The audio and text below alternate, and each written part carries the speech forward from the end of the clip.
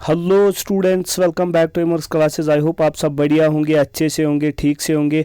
आज का वीडियो है important questions of anatomy and physiology for BSc nursing students, for GNM students, for ANM student. जो भी nursing के स्टूडेंट्स हैं जिनको एनाटॉमी एंड फिजियोलॉजी का सिलेबस है उनके लिए ये इम्पॉर्टेंट वीडियो है, क्योंकि इसमें मैं important questions of anatomy and physiology को डिस्कस करूँगा।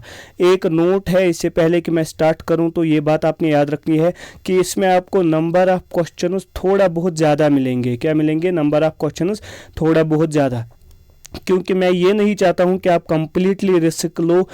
अगर किसी ने फुल पढ़ा है तो वो फुल पढ़े, जिन स्टूडेंट्स ने कुछ नहीं पढ़ा है या थोड़ा पढ़ा है उनके लिए ये इम्पोर्टेंट वीडियो है। देखिए, इसमें नंबर ऑफ क्वेश्चंस थोड़ा ज़्यादा मिलेंगे क्योंकि हम रिस्क नहीं लेना चाहते, लेकिन फिर भी एनाटॉमी एंड फिजियोलॉजी का इतना वास्ट सिलेबस है कि अगर इसमें मैं आपको 100 क्वेश्चन भी दूंगा तो वो भी कम पड़ेगा। लेकिन मैंने बहुत मिनिमम क्वेश्चंस लाए हैं आपके लिए। और दूसरी बात, इन क्वेश्चन से क्या है, these are related to the important topics also.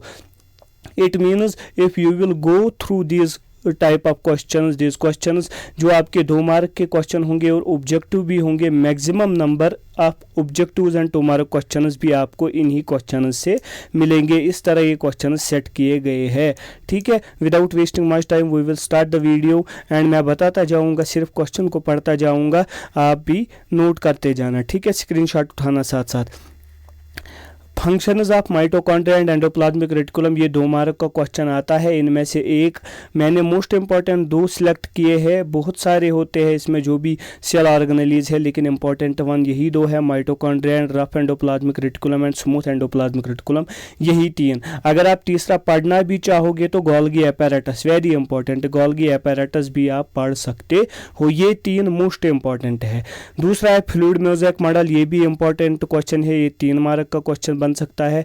Tissues and different types of tissues, ये भी 3 मार्क का क्वेश्चन बनेगा। लेकिन अगर आप देखेंगे नर्सिंग स्टूडेंट्स का जो बैकग्राउंड रहता है वो रहता है मेडिकल का, और मेडिकल में जो आपने 11th में ह्यूमन फिजियोलॉजी पढ़ी है क्लास 11th में, और जो आपने सेल पढ़े हैं, टिश्यूज पढ़े हैं, सेल साइकिल पढ़ा है, उसी के रिलेटेड ये क्वेश्चंस है। ठीक है, उतना डीप नहीं जाना है। अगर आप 11th का 90% लिखोगे तो 10% आपको थोड़ा एक्स्ट्रा यहाँ पर लिखना होता है। जो एनाटॉमी फिजियोलॉजी, जो एनाटॉमी का पोर्शन होता है, फिजियोलॉजी का तो सेम होता है 11th और यहाँ। ठीक है, और एक क्वेश्चन अगर हम देखेंगे, व्हाट आर प्लाज्मा प्रोटीन्स, और इसके टाइप्स आपने पढ़ने हैं। ठीक है, प्लाज्मा प्रोटीन्स के टाइप्स जिसमें आते हैं वो एल्बुमिन, ग्लोबुलिन एंड फिब्रिनोजन, ये आपने डिफाइन करने हैं। डिफाइन एरिथ्रोपोइसिस, एरिथ्रोपोइसिस को डिफाइन करना है। फॉर्मेशन ऑफ आरबीसीज की, इसके स्टेजेस क्या क्या होते हैं और इसको एरिथ्रोपोइसिस कैसे कंट्रोल होता है। फॉर एग्जांपल, अगर हमारे बॉडी में आरबीसी का काउंट कम हो जाएगा तो किस तरह ये बॉडी हमारे एरिथ्रोपोइसिस को कंट्रोल करता है, इसको स्टिमुलेट करता है to produce more and more RBCs. अगर एरिथ्रोपोइसिस ज़्यादा होगी, यानी आरबीसीज हमारे बॉडी में ज़्यादा होगी, तो how it controls the erythropoiesis की ज़्यादा आरबीसीज ना बनाओ, ये इंपॉर्टेंट है। उसके बाद जो क्वेश्चन है वो है mechanism of blood coagulation, very very important, यानी ब्लड कोआगुलेशन किस तरह होता है, इसका मैकेनिज्म आपने क्लास 11th में पढ़ा होगा, लेकिन यहाँ पर आपने इंट्रिंसिक एंड एक्सट्रिंसिक पाथवे साथ साथ पढ़ना है, वो भी इंपॉर्टेंट है। ठीक है, इसके बाद जो क्वेश्चन है ये सीधे 11th का है, explain ABO blood grouping and RH blood grouping, ये इंपॉर्टेंट है। लेकिन इसमें आपने क्या पढ़ना है, एबीओ ब्लड ग्रुपिंग जब आप यहाँ पढ़ोगे तो इसमें आपने थोड़ा डिटेल में पढ़ना है, उतना डिटेल में नहीं, लाइक कि इसमें आता है एरिथ्रोब्लास्टोसिस फीटालिस, थोड़ा बहुत वो वहाँ तक आपको नहीं जाना है। सिर्फ एबीओ ब्लड ग्रुपिंग किसने दी, इसमें क्या होता है, कौन यूनिवर्सल डोनर, कौन ये रेसिपेंट होता है, आरएच ब्लड ग्रुपिंग जो आपने 11th में पढ़ी होगी। ठीक है, ये क्वेश्चन भी इंपॉर्टेंट है। इसके बाद है व्हाट इज़ एनीमिया, एनीमिया क्या होता है और इसके टाइप्स, वेरी इंपॉर्टेंट। ठीक है, इसके हीमोलिटिक एनीमिया, माइक्रोसिस्टिक एनीमिया एटसेट्रा, ये डिफरेंट टाइप्स ऑफ एनीमिया होते हैं। इसके बाद जो है स्ट्रक्चर ऑफ हार्ट, इसमें स्ट्रक्चर ऑफ हार्ट में क्या करना है आपने, स्ट्रक्चर ऑफ हार्ट में आपने हार्ट का स्ट्रक्चर बनाना है और इसमें एक्सप्लेन करने हैं आपने जो डिफरेंट वाल्व्स होते हैं, जो डिफरेंट चैम्बर्स होते हैं, उनको एक्सप्लेन करना है। और इसमें आपने थोड़ा बहुत मायोकार्डियम को एक्सप्लेन करना है। ठीक है, जो इसका होता है हार्ट का जो वाल होता है उसको थोड़ा बहुत एक्सप्लेन करना है, पेरिकार्डियम, मायोकार्डियम, एंडोकार्डियम, इसको थोड़ा बहुत एक्सप्लेन करना है। ठीक है, और एक अच्छी सी डायग्राम बनानी है। ठीक है, ये था ये वाला क्वेश्चन। इसके बाद है एक्सप्लेन कोरोनरी सर्कुलेशन, यानी हार्ट की जो सर्कुलेशन होती है, खुद की सर्कुलेशन जो हार्ट खुद को सप्लाई करती है और वहाँ से जो वेनस ब्लड ड्रेन आउट करता है उसे कहते हैं कोरोनरी सर्कुलेशन, यानी सिंपली हार्ट की अपनी सर्कुलेशन को एक्सप्लेन करना है। ठीक है, ये भी 3 मार्क का आपको मिलेगा क्योंकि ये इतना बड़ा टॉपिक नहीं है। Explain conducting system of heart, very very very important. How action potential is generated, how it gets conducted, तो सिर्फ आपने कंडक्शन ऑफ हार्ट लिखना है, यानी ये ऐसे नोड से कैसे बनता है वो नहीं लिखना है, ऐसे नोड से जनरेट होता है, कितने वोल्ट होते हैं, फिर ये जो होता है एवी नोड तक पहुंचता है, उसके बाद कहाँ जाता है, पुरकिंजी फाइबर्स एटसेट्रा, जो ये कंडक्टिंग सिस्टम है इसको आपने एक्सप्लेन करना है। ठीक है, थोड़ा बहुत फिर लिखना है कि उसको हम बोलते हैं पेस मेकर, क्योंकि वो खुद की इसमें आपको मायोकार्डियल सेल के बारे में लिखना है कि वो ऑटो एक्साइटेबल होती है। ठीक है, ये थोड़ा बहुत आपने इसमें लिखना है। Define cardiac cycle, cardiac cycle को आपने डिफाइन करना है, कार्डियक साइकिल क्या होता है, और इसमें जो डिफरेंट स्टेजेस आते हैं उनको लिखना है, और उसमें मोस्ट इंपॉर्टेंट है टाइम, यानी किस स्टेज में कितना टाइम लगता है। अगर टोटल कार्डियक साइकिल में 0.8 सेकंड्स लगते हैं तो इसमें जो डिफरेंट स्टेजेस होते हैं उनमें कितना कितना टाइम लगता है। ठीक है, ये आपने एक्सप्लेन करना है। उसके बाद है डिफाइन कार्डियक आउटपुट, ये तो आपने पढ़ा होगा कार्डियक आउटपुट क्या होता है, इसको डिफाइन करना है, और स्ट्रोक वॉल्यूम क्या होता है इसका लिखना है। कार्डियक आउटपुट का फिर नॉर्मल वैल्यू हेल्दी का लिखना है, अडल्ट का। ठीक है, इसका लिखना है 70 ml एटसेट्रा, यही लिखना है, उतना नहीं, ये 2 मार्क का क्वेश्चन बन सकता है। ठीक है, ये आपने याद रखना है। इसके बाद हम देखते हैं एक्सप्लेन डबल सर्कुलेशन, ये भी आपने 11th में पढ़ा होगा, double circulation of human heart. इसमें आपने पल्मोनरी सर्कुलेशन को अच्छे से डिफाइन करना है, सिस्टेमिक सर्कुलेशन को अच्छे से डिफाइन करना है। ठीक है, define portal circulation, portal circulation is the circulation जो होता है between the liver and the जो आपने पढ़ा होगा एंड द जीआईटी और लिवर के दरमियान जो सर्कुलेशन होती है उसको हम कहते हैं GIT, and it is main important लिखना कि इसकी फंक्शन क्या होती है। ठीक है, ये इंपॉर्टेंट है पोर्टल सर्कुलेशन। ठीक है, पोर्टल मीन्स लिवर। इसके बाद है फीटल सर्कुलेशन, यानी जब एक मदर के वाम में बच्चा होता है उसके और उसको जो सर्कुलेट ब्लड होता है उसे हम कहते हैं फीटल सर्कुलेशन। इसके बारे में आपने लिखना है, थोड़ा बहुत जो होता है वो क्या कहते हैं हम उसे प्लेसेंटा, प्लेसेंटा में क्या क्या होता है, फिर किस तरह ये सर्कुलेट होता है, exchange of materials between mother and foetus किस तरह होता है वो आपने यहाँ पर एक्सप्लेन करना है। ठीक है, इसके बाद है डिफाइन शॉक, शॉक को एक्सप्लेन करना है, एंड इसके टाइप्स को ब्रीफली डिफाइन करना है, लाइक हाइपोवोल्यूमिक शॉक एटसेट्रा, वो आपने यहाँ पर एक्सप्लेन करने हैं। इसके बाद क्या है, draw the structure of neuron, ये तो 10th का है, हर साल 10th में आता है, यहाँ पर भी इम्पोर्टेंट है, न्यूरॉन का स्ट्रक्चर बनाना है एंड फंक्शन बनाना है। और अगर कभी कभी इसके टाइप्स भी आए तो न्यूरॉन के टाइप्स भी आप लिख सकते हो। ठीक है, न्यूरॉन के टाइप्स भी आप लिख सकते हो। ठीक है, लेकिन वो उतना इम्पोर्टेंट नहीं है, इतना यही इम्पोर्टेंट है इसका स्ट्रक्चर बनाओ और इसकी फंक्शनिंग को एक्सप्लेन करो, जो 10th बेस्ड होता है वही यहाँ पर भी आता है, थोड़ा बहुत डीपली एक्सप्लेन करना होता है। ठीक है, और एक इंपॉर्टेंट क्वेश्चन है defined blood brain barrier, what is the barrier between the blood and the brain cells. ठीक है, उनके दरमियान जो बैरियर होता है वो इम्पोर्टेंट बैरियर होता है जो हमारी जो ब्रेन टिश्यू होता है उसको बचाता है from different chemicals, from different मतलब जो डिजीज़ काजिंग एजेंट से बचाता है, उसे हम कहते हैं ब्लड ब्रेन बैरियर, उसको आपने एक्सप्लेन करना है। What is CSF cerebrospinal fluid और इसके फंक्शंस, ये इंपॉर्टेंट है, 2 मार्क का क्वेश्चन बन सकता है। ठीक है, ये इंपॉर्टेंट है। What are spinal and cranial nerves, important बात, अगर आप इनको एक्सप्लेन नहीं कर सकते तो कम से कम इसका न्यूमोनिक होता है, न्यूमोनिक में इसको याद रखो, न्यूमोनिक में इसको याद रखो, क्योंकि ये भी क्वेश्चन आ सकता है 2 मार्क का। Name any 3 cranial nerves, name any 2 spinal nerves, इसलिए इनको याद रखना, ये उतने ज़्यादा नहीं है, इसके लिए न्यूमोनिक्स भी आपको वीडियो यूट्यूब पर मिलेंगे तो वो भी आप देख सकते हैं। ठीक है, इनको याद रखने के लिए ये भी 2 मार्क का ऑब्जेक्टिव बन सकता है। ठीक है, इसके बाद जो क्वेश्चन है स्ट्रक्चर एंड फंक्शन, अब देखिए जो एंडोक्राइन सिस्टम है हमारा उसमें बहुत सारे ग्लैंड्स हैं, लेकिन फिर भी 3-4 इंपॉर्टेंट है। Pituitary gland is very very very important. ठीक है, इसके साथ साथ आपको हाइपोथैलेमस भी इसके साथ थोड़ा बहुत अटैच करना। ठीक है, हाइपोथैलेमस भी इसके साथ अटैच करना, और इसके बाद है इंपॉर्टेंट थायराइड ग्लैंड और एड्रेनल ग्लैंड, ठीक है। गोनैड्स में जिसमें टेस्टिस एंड ओवरीज आते हैं, इनके हार्मोन्स, ये इंपॉर्टेंट है गोनैड्स भी, ठीक है। इनको भी अच्छे से पढ़ लेना, ठीक है। ये तो आपने 11th में पढ़ा होगा, वही बेसिक रखना है, ठीक है। इसमें उतना नहीं है, अगर थोड़ा बहुत इसमें आपको एक्स्ट्रा पढ़ना पड़ेगा तो वो है स्ट्रक्चर, वो देख लेना, ठीक है। बाकी जो ये कौन से हार्मोन सेक्रेट करता है, उनकी क्या फंक्शनिंग है, ये आपने 11th में पढ़ा ही होगा, ठीक है। एक्सप्लेन, इसके बाद जो क्वेश्चन है important, position structure and functioning of lungs. जो लंग होता है इसकी पोजीशन क्या होती है, ये कहाँ पर लोकेट होता है, ये भी इंपॉर्टेंट है। इसका स्ट्रक्चर क्या है, स्ट्रक्चर में आपने क्या लिखना है, ये इसमें कितने लोब्स होते हैं, या इसमें क्या क्या होता है, जो रेस्पिरेटरी ट्री है उसको एक्सप्लेन नहीं करना है, ठीक है। यहाँ पर सिर्फ लंग को एक्सप्लेन करना है। अगर आपने लंग बनाया तो फिर आपने एक्सप्लेन करना है इसके 2 मेम्ब्रेन्स होते हैं, ठीक है, विसरल एंड पैराइटल, फिर अंदर कौन से डिफरेंट 1.6 मिलियन नेफ्रॉन्स होते हैं, ठीक है। ये आपने यानी इसका थोड़ा बहुत स्ट्रक्चर लिखना है और इसके फंक्शंस लिखने हैं किसके, लंग्स के। ये भी छोटा ही क्वेश्चन आएगा, उतना बड़ा नहीं आएगा।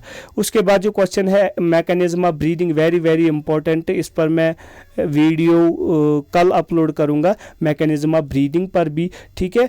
ये mechanism of breathing very important है, ठीक है, ये इंपॉर्टेंट क्वेश्चन है। इसके बाद और एक इंपॉर्टेंट क्वेश्चन है, explain the transport of O2 in blood stream, यानी how oxygen is carried in the blood, oxygen is carried in the blood. तो आप अगर जब आप O2 का पढ़ोगे तो CO2 का भी साथ साथ पढ़ना तो आसानी होगी, क्योंकि CO2 का भी पूछ सकते हैं। क्योंकि अगर इन्होंने पूछा transport of gases in blood stream तो फिर आपको O2 का भी लिखना है और CO2 का भी लिखना होगा। तो इसके बाद जो क्वेश्चन है important, what is hypoxia and explain the different types of hypoxia, that is hypoxemic hypoxia, ठीक है। डिफरेंट टाइप्स ऑफ हाइपोक्सिया जो होते हैं उनको आपने एक्सप्लेन करना है, ठीक है। ये बात आपने याद रखना है, ठीक है। एक होता है हाइपोक्सिक हाइपोक्सिया, हाइपोक्सीमिक हाइपोक्सिया, 2-4 टाइप्स होते हैं इसके, ठीक है। Explain the structure of alimentary canal, very very very important. इसमें क्या होता है, एलिमेंट्री कैनाल जो होती है इसका स्ट्रक्चर, जिसमें 4 लेयर्स होते हैं, ठीक है। इसमें मसल लेयर भी होती है, ठीक है। ये आपने स्मूथ मसल लेयर होती है, लॉन्गिट्यूडनल मसल्स होते हैं एटसेट्रा, ठीक है। इसमें जो डिफरेंट टाइप्स होते हैं यानी डिफरेंट लेयर्स होते हैं इन एलिमेंट्री कैनाल, उसको आपने एक्सप्लेन करना है, ठीक है। ये इंपॉर्टेंट क्वेश्चन है। Explain the gastric juice, gastric juice होता क्या है, ये कहाँ सेक्रेट होता है, कौन से सेल्स करते हैं और इसकी फंक्शनिंग क्या है, 2 या 3 मार्क का क्वेश्चन बन सकता है, ठीक है। Explain the structure and function of pancreas, very very important, फिर भी 11th में पढ़ा होगा आपने। पेनक्रियाज का स्ट्रक्चर एंड फंक्शन पढ़ना है, जिसमें आपको exocrine pancreas and endocrine pancreas को डिस्कस करना है, ठीक है। और ये कौन से हार्मोन सेक्रेट करता है, एंडोक्राइन पेनक्रियाज क्या सेक्रेट करता है, एक्सोक्राइन पेनक्रियाज क्या सेक्रेट करता है, ये आपने एक्सप्लेन करना है, ठीक है। कौन से सेल्स होते हैं जो सेक्रेट करते हैं उसे एक्सप्लेन करना है। इसके बाद जो है explain secretion of bile juice, यानी बाइल जूस सेक्रेट कहाँ होता है, कौन सेल्स करते हैं, ठीक है, कितना सेक्रेट होता है पर डे, इसके फंक्शंस क्या होते हैं, ये 2 या 3 मार्क का क्वेश्चन बन सकता है, ठीक है। Structure and function of kidney, very very very important, kidney का स्ट्रक्चर एंड फंक्शन पढ़ना है, जिसमें होता है रेनल मेडुला, रेनल कॉर्टेक्स, उसको एक्सप्लेन करना है, ठीक है। इसमें रेनल कैनालिक्यूलाई एटसेट्रा, रेनल पायरामिड्स जो आप पढ़ोगे इंपॉर्टेंट है, इसकी डायग्राम भी आप देख लेना, ठीक है। उसके बाद जो क्वेश्चन है that is structure and function of nephron, ये तो 10th का ही फिर से आ गया, 10th में भी यही आता था, function and structure of nephron, ठीक है। ये इंपॉर्टेंट वन है, ठीक है। इसमें आपने थोड़ा बहुत आप अगर एक्स्ट्रा पढ़ोगे तो पढ़ना जुक्स्टाग्लोमेरुलर नेफ्रॉन्स एंड कॉर्टिकल नेफ्रॉन्स, ये 2 टाइप्स ऑफ नेफ्रॉन्स होते हैं, ठीक है। इसमें आप जो कॉर्टिकल जो जुक्स्टाग्लोमेरुलर नेफ्रॉन होता है उसी का स्ट्रक्चर बनाएंगे, ठीक है। Explain the mechanism of formation and concentration of urine, very very very important, how urine is formed and how urine gets concentrated, very very important। 11th के excretory system में भी दिया गया है concentration of urine, formation of urine, वो भी enough है इसके लिए, ठीक है। एक्सप्लेन रास system, very very very important है। रेनिन एंजियोटेंसिन एल्डोस्टेरोन सिस्टम, अगर किसी ने ये पढ़ा भी नहीं होगा तो मेरे इस चैनल पर रास सिस्टम शायद 49 मिनट्स का दिया गया है इन डिटेल, ठीक है, वो भी आप पढ़ सकते हैं। ये इंपॉर्टेंट क्वेश्चन है, रेनिन एंजियोटेंसिन एल्डोस्टेरोन सिस्टम। इसके बाद जो क्वेश्चन है important, that is role of kidney in water and pH balance, यानी how kidney regulates the water balance and how it regulates the pH of the body fluids, ये important है, ठीक है। इसके बाद जो इंपॉर्टेंट क्वेश्चन है that is function of skin, very very important, छोटा 2 या 3 मार्क का क्वेश्चन आएगा, क्या फंक्शन स्किन के क्या क्या फंक्शंस होते हैं, ठीक है, वो 2-4 पॉइंट्स लिख लेना, वो इंपॉर्टेंट है। इंपॉर्टेंट क्वेश्चन, बर्नस क्या होते हैं और डिफरेंट टाइप्स ऑफ बर्नस क्या होते हैं, वेरी वेरी इंपॉर्टेंट, ठीक है, या डिफरेंट डिग्रीज ऑफ बर्न जो होते हैं वो आपने पढ़ने हैं, ठीक है। ये 2 या 3 मार्क का क्वेश्चन आ सकता है, ठीक है। ये 2 क्वेश्चन सेंसरी सिस्टम से थे।